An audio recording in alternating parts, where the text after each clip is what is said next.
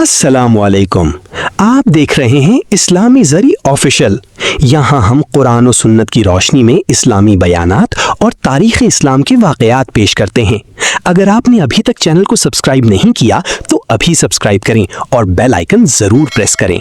بسم اللہ الرحمن الرحیم۔ ہمارے نبی حضرت محمد صلی اللہ علیہ وسلم کا سب سے پہلا نکاح ام المومنین سیدہ طیبہ طاہرہ سیدہ ختیجۃ الکبریٰ رضی اللہ عنہا سے ہوا۔ سیدہ ختیجۃ الکبریٰ رضی اللہ عنہا کا آپ صلی اللہ علیہ وسلم کے نکاح سے پہلے 2 نکاح یہ اور کر چکی تھی۔ ان کی وفات کے بعد آپ صلی اللہ علیہ وسلم سے نکاح ہوا۔ سیدہ ختیجۃ الکبریٰ رضی اللہ عنہا اپنے والد کی طرف سے ان کو جو ترکہ ملا اس کی وجہ سے یہ بہت زیادہ امیر تھیں۔ آپ کے والد خویلد بن اسد وہ حرب فجار کے اندر مارے گئے تھے اور ان سے جو ترکہ حاصل ہوا وہ بہت ہی وسیع اور کشادہ مال و دولت کا حامل تھا۔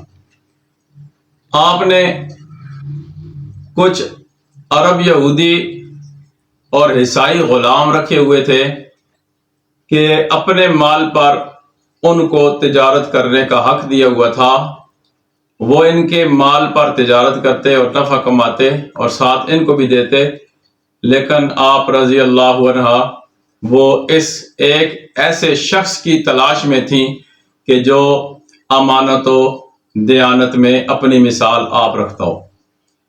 اس زمانے میں آپ صلی اللہ علیہ وسلم پورے مکہ مکرمہ میں ہر گھر ہر چھوٹے بڑے بوڑھے جوان ہر شخص کی زبان پر آپ صلی اللہ علیہ وسلم کا تذکرہ ہوتا تھا کہ یہ شخص صادق بھی ہے، امین بھی ہے۔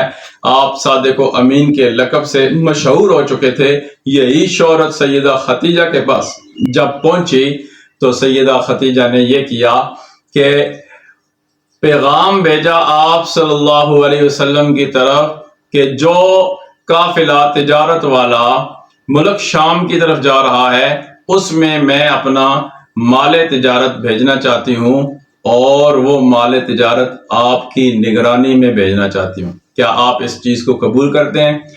آپ نے ان کی اس دعوت کو قبول کر لیا۔ سیدہ ختیجۃ الکبریٰ رضی اللہ عنہا نے اپنے غلام میسرہ کو خوب یہ تنبیہ کی کہ راستے میں آپ صلی اللہ علیہ وسلم کے ساتھ خوب آپ کی خدمت کی جائے اور کسی قسم کی آپ کو تکلیف نہ پہنچے۔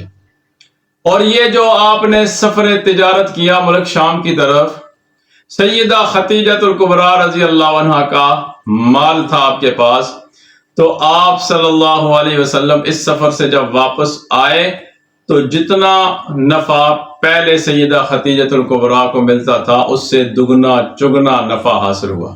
اور غلام میسرہ نے بھی یہ بات صاف اور واضح بتائی، آپ کی برکات، آپ صلی اللہ علیہ وسلم کے ثمرات بیان کیے اور پورے قافلے والوں کے ساتھ آپ خوش اسلوبی کے ساتھ پیش آئے۔ آپ نے بہت ہی اچھے اخلاق کے ساتھ ان سے برتاؤ کیا، سارے قافلے والے آپ سے راضی، اور آپ جب بہت سارا منافع لے کر واپس آئے تو سیدہ ختیجۃ الکبریٰ رضی اللہ عنہا کے دل کے اندر یہ بات پیدا ہوئی کہ یہ شخص بہت صادق و امین ہے، کیا میں اس کی طرف جب پیغام نکاح بھیجوں تو اگر یہ مجھے قبول کر لے تو میرے لیے بہت اچھا ہوگا۔